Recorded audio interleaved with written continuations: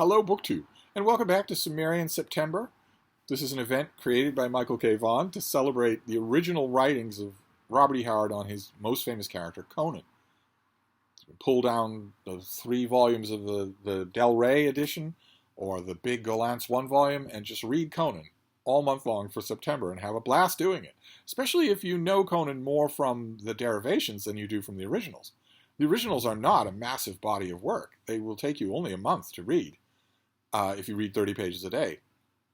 And I am taking a different tack with Cimmerian September. I am reading Marvel Comics black and white magazine from 50 years ago, The Savage Sword of Conan.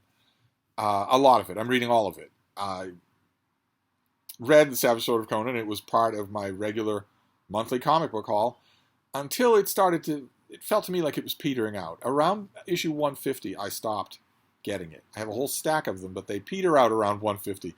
And I not only stopped buying them, I stopped knowing anything about them. I stopped paying any attention to them, except maybe the odd eye-catching cover here and there, but no reading, not really. And I have been concentrating on the upper reaches of that long run of Savage Sword of Conan, above issue 200, and learning that I've missed a lot. There's a lot of crap in these issues. I would definitely have felt shortchanged with most of them, because they're split up into multiple stories, multiple story arcs, all with different writers and different artists, and a lot of them are not good. They're really bad. So probably I wouldn't have stuck with it anyway, but reading them again now, I'm encountering a lot more pleasant surprises than I expected. And last night was no exception. Last night was rather weird. I decided to go right to the breaking point, to Savage Sword of Conan, number 200. It's a big number. Marvel Comics likes to celebrate those things. Now, for instance, if they have a comic book that were to reach issue 200, the characters in the comic would celebrate by eating and talking about eating and asking themselves over and over again whether or not Captain America is a virgin. But of course, we're never going to see a scene like that because modern Marvel Comics don't reach 200. They don't reach issue 20. Before their sales bottom out 2-0. They might report to the trade magazines that they are shipping 2,000 copies of a 4-color Marvel superhero comic book. Not returning 2,000 copies out of 60,000 copies shipped, but shipping a total of 2,000 copies. Add up the total cover price of that 2,000 buy, then divvy up the retailer, the wholesaler, the artists, the editors, all the cover artists, the distribution, all that sort of stuff. You realize that the artists for these things have got to be working for 20 cents a page, something like that, for, grueling poverty wages. And because they are ideologues, even though they're grinding out these pages for, at below poverty wages, they're grinding out stuff that normal people, normal comic book fans virulently hate. And they have built an entire business model around this. They sit around tables asking themselves, all right, we're going to launch Carol Danvers' Ms. Marvel for the 30th time. We've had to cancel it 29 times for low sales. We're going to launch it again. We know why it's not selling well. Fans have been very vocal about what they hate about this magazine. So what we're going to do for launch number 30 is more of that. We're going to do more of that. We're getting off on how much they hate what we're doing. So we're going to do more of what they hate. Marvel and DC had a period of about 10 years where they were doing that. It seems at times to me like around the edges they're stopping. But the mainstream, no. The mainstream of these things, no, they're not. So we're never going to know what their issue number 200 reached. But Savage Sword of Conan did reach issue number 200. And it occurred to me when I was looking over these issues that I know that it would be a special deal, and I never actually went to it to pay any attention to it. Turns out it is. Roy Thomas did write a special story for this issue. This is the cover. Conan's eyes are bulging. I don't know that I like this cover. A little too much tongue, and also, does that seem like Conan to you? Does it seem like Conan would be just losing it like that? I mean, he gets berserker enraged in battle, but not like that, and not so that he's just Something about this just seems wrong. And also, just as a point of reference there, it's a metal shield, so arrows aren't sticking in it. But it turns out there is a special story here. The story is called Barbarians of the Border. And it starts off terrifically with a great splash page and then a 2-page spread of Conan. He is taunting Turanian dogs. We get a 2-page spread that really doesn't come out here on the iPad, but he is fighting, holding a fortress to the last man against the forces of King Yezdegerd, which is not a name I made up, and it's not a name Roy Thomas made up. It's one of the worst names that Robert E. Howard ever created. The King Yezdegerd has a pet wizard. Conan is the last defender of this hill, and the king tells the wizard, now is the time for you to work your wonders. And the wizard does, but it's nothing magical. It's something weird. It's technically supernatural in the way of Conan's stories, but it's not magic. We get that later. What it is a giant bat, which is a natural creature in the Conan world. It has an eyrie, it has young, and all this wizard has done is summon the thing. He summons a giant bat. Again, terrific layouts here. These are layouts by John Buscema with embellishments by Ernie Chan. And there's King Yezdegerd. I'd have a face like that too if my mother named me Yezdegerd. The bat grabs Conan and flies off with him. And the wizard says probably it's bringing him to feed its young. And then the action breaks. We have Conan being flown off by this giant bat. And he's dropped his sword, as you can see. Always a bad idea. If you're ever grabbed by a giant bat, don't drop your sword. The next page shifts the action. You might think, well, Conan's got to fight his way out of this. How's he going to do it? But no, the next page shifts to 1932. It shifts to Robert E. Howard in Texas. There is the Alamo. It's a burning hot day, and he is in Texas. He's walking around. He visits an antique shop with a sword, and he meets a sinister man. What does he call himself? Ranjit Topi. He bears a very striking resemblance to Yezdegerd's wizard. Robert E. Howard is meeting this guy, and they strike up a friendship. They strike up a conversation. They're walking on the street. We have these great period details here, and Robert E. Howard talks to him about what he does. About he's going to take a bus trip to shake out the cobwebs. And the man says, oh, so you're a writer? Perhaps I've read your books? And Robert E. Howard says, don't write books, just stuff. My stuff just shows up in the pulps. And the man says that he doesn't know this term. And Robert E. Howard says, they're just 10-cent magazines with names like Argosy, Flight Stories, and Weird Tales. That's the outfit prints most of my junk, like my tales about King Kull. And they realize that the old Greyhound bus is about to leave, so they book it to get on the bus and continue their conversation, where the man says, so how you often write of heroes like this King Cole? And Robert E. Howard corrects him, Kull. And Solomon Kane and Bran McMorn, they're my most popular ones with readers so far. I've got a few other ideas perking around in my head, only I haven't worked up anything sellable for months, so I figure I might as well get out of town.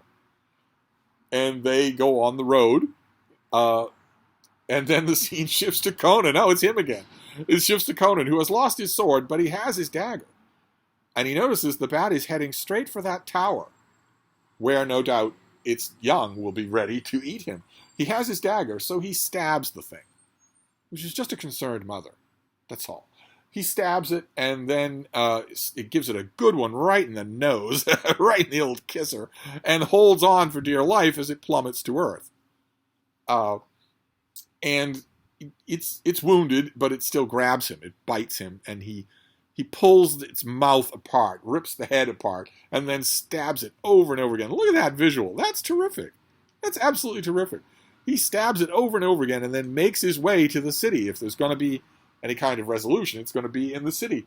But our two characters have arrived at the Rio Grande, and Robert E. Howard sort of jokes around about buying a gigantic sombrero.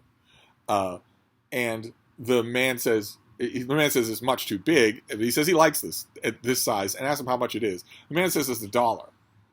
In 1932, $1 for a sombrero. And Robert E. Howard says, what? Heck, for that I can buy 3 pounds of steak at the Piggly Wiggly. I'll give you 50 cents. He wouldn't. He would give him a quarter, a nickel. But the man says $1 and throws in a serape. So we now have Robert E. Howard decked out like an extra on a Zorro movie. And he goes to this, he's walking up to this dive bar, Gringos Go Home. When the scene shifts, he opens the swinging door to the dive bar, and Conan, he enters this right here, see? But we also get Conan entering a bar in this new city. And he makes himself friendly with the locals. He breaks someone's arm just recreationally, just for the fun of it. And a comely bar wench wants to know, what's going on, who are you? And he meets this figure. Well, that's the man that Robert E. Howard met. Well, this is not even a resemblance. That's the exact same person with different headdress. They start talking, and the scene shifts back to Robert E. Howard. And there is his friend making some sort of shady deal. And the comely bar wench has a different kind of fashion going on here. But these men want to throw Robert E. Howard out the back door. They knock off his sombrero, and they're manhandling him to the back door, and there is our wizard. Look at that. Very nice to do. This is nice and relaxed. That kind of paneling, kind of panel job is quite nice and relaxed. He decides to fight. He's pretty good with his fists, so he decides to fight these guys. One of them cuts him with a knife, and he falls into the river. And then the scene shifts to Conan, who has come out the back door of his own tavern and is facing these armed goons. And he lays into them like a hurricane, deals with them easily, in very little time, and is facing this guy, the ancient, the Hyborian equivalent of this old wizard, who knocks him unconscious with powder. So both our heroes are in dire straits. Robert E. Howard is hauling himself out of the river here, making his way to the back door of the place. He sees these men down the hill making their nefarious plan, and he kicks loose the rock that is stopping a cart. The cart flies down the hill, and he flies down right after it to use more fisticuffs on these guys, helped by the comely bar wench. And just as he's having his victory, Conan is at the pit of his own experience because he has been chained to an altar with the comely bar wench. Because this wizard is a confederate of the wizard that is in the employ of King Yezdegerd and is going to sacrifice Conan, but he's very aware of Conan's life. These mystical vapors that he's using have shown him all the adventures of Conan that are chronicled in the Nemedian Chronicles, which is a name that will be known to Conan fans because Conan's stories open that way. They open with an excerpt from the Nemedian Chronicles, which chronicle Conan, I assume, among many other things. The wizard tells him, though in truth I have not dealt with the Nemedian chroniclers, I could tell them much about your past and about your future. I have seen you show mercy the mercy of death to the poor, tortured god thing Yag Kosha in the Tower of the Elephant in Zamora's City of Thieves.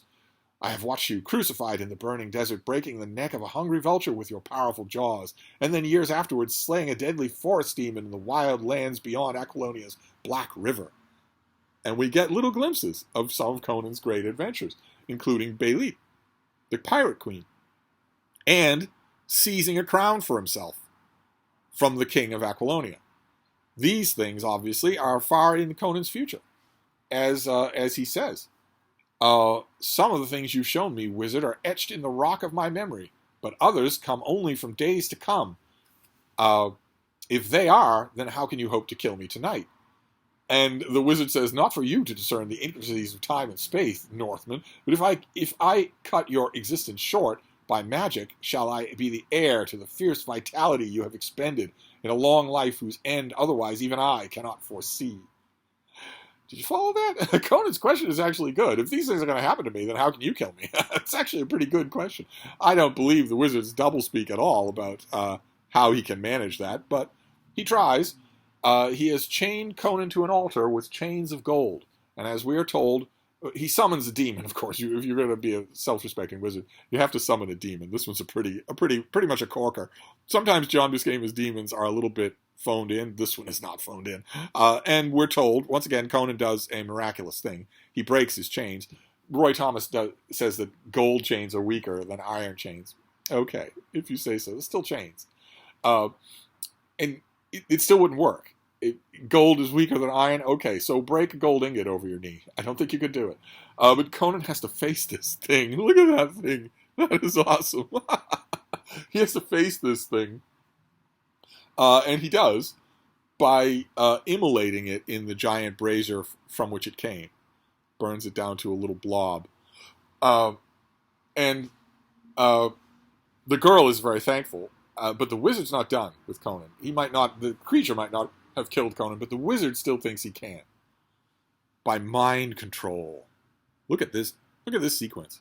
He tells Conan, put your sword under your chin, now ram it upwards. Look at that. That is terrific. That is just a fantastic sequence. And of course, you know what Conan's answer is going to be. Are you going to ram your sword up through your own chin at a wizard's behest? It's a yes or no question. Conan's answer is no. He just hacks the guy's head clean off. And he grabs the young woman, and they run from the fire. She says, it just melted like a candle in the path of a volcano. What happened? And he says, how should I know? I'm a swordsman, not a sorcerer. And she says, for a warrior, you run like the wind. Why don't you chase me back to my rooms? That is, if you've forgiven me for betraying you in the first place. And Conan says, why not? You've redeemed yourself. Get going, girl. I'll give you 10 pace head start, but I'll still wager I'll catch you while we can both still feel the heat from the burning tower. And he's laughing. Classic Conan moment. He's laughing.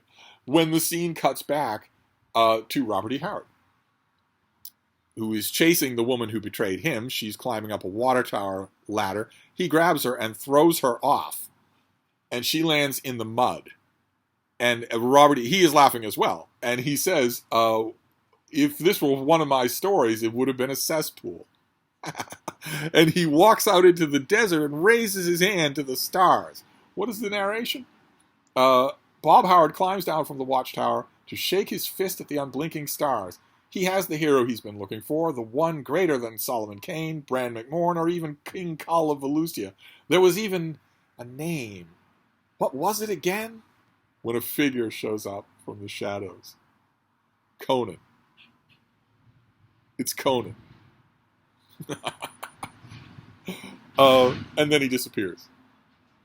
And Bob Howard wakes up. He never actually went in there. There were never any intrigues like that. He gets back on the Greyhound bus. He wasn't in fisticuffs. He wasn't knifed. He wasn't thrown in the river. He just gets back home to his mother, who's knitting peacefully. She asks him, did the trip do you good? Did it shake loose the cobwebs? And he says that he thinks it did.